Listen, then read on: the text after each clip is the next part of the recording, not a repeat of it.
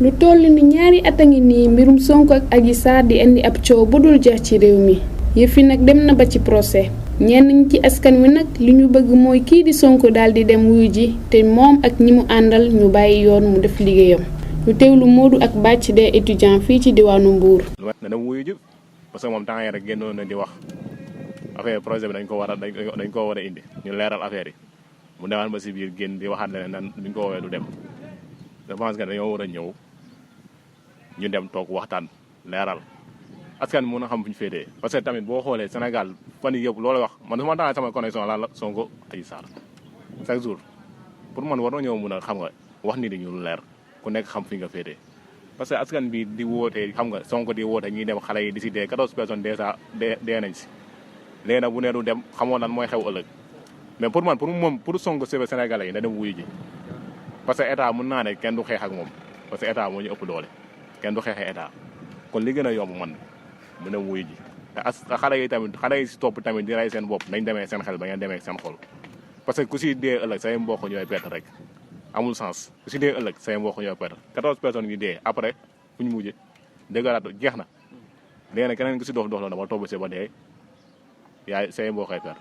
kon mu yëgoo ko kon Sonko dem wuyu ji ñu leeral affaire yi mu leer Sénégal yi xam fu ñu féetee mais chaque jour boo xëyee yow bala ngaa liggéey sa looy dégg Sonko Adji Sarr ba kañ amul sens parce que ñun war nañoo mën a dépasser fii ñu xool leneen politique la d'accord politique la yaa ngi dégg ñoom bu ñu ñëwee affaire élection la ku ko mérité rek gañ mu dem mu jeex ñu xool leneen lu nekk suñu kanam quoi mais fekkee tamit lii lañ nar a topp Sénégal chaque jour li lañuy dul Sonko Adji Sarr ba kañ amul sens. ñeneen ñi moom nee nañu bu ñu sañoon Sonko du wuyu ji benn yoon ndax nguur gi fas yéenewul dara lu dul tuumaal ko ngir mën ko dugal kaso ngir xañ ko lii di candidature 2024. nekk xam ne fu ñu jëm boo gisee fu ñu jaarale Khalifa Sall jaarale fee ay Karim fu lañ bëgg la jaaree Sonko quoi te loolu sénégalais yi comprendre nañ ko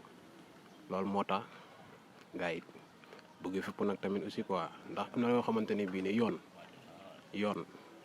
kenn du ko manipuler da ngay bàyyi ñu def seen liggéey ñu def luy yoon quoi ndax am na loo xamante ni bii nii ku nekk daa am cëram quoi dafa am devoiram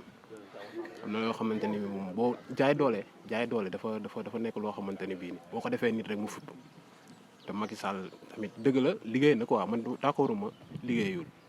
mais justice bi day manipuler justice bi quoi te yooyu noonu xam nga rek réew yi tàkk du bëri loolu ko taal man daal moo sañoon mu reculer tuuti bàyyi si nekk ak liberté am quoi bañ a jaay doole bi moom daal ànduma seeg moom quoi wax dëgg yàlla man d'accord moom sax mu wuyu ji ndax bu wuyu jee tamit gars yi fu ñu bëgg comme lu ma la wax sànq rek fu ñu bëgg ñoom lu ñu bëgg sénégalais yi xam nañ ko Sonko moom si boppam xam na ko fu ñu jaarale ay moromam lañ ko bëgg jaarale bu boobaa tam dootul mën a nekk di candidat mais tamit instant yi nii bu ñu waxantee dëgg rek Sonko moo fi nekk quoi tamit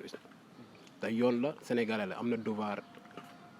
posé candidat quoi ndax sénégalais yi bëgg nañ ko am na ñu topp si ginnaawam bu demee wuy ji rek buñ ko téyee day lii sénégalais yi yëpp bu ñu waxantee dëgg rek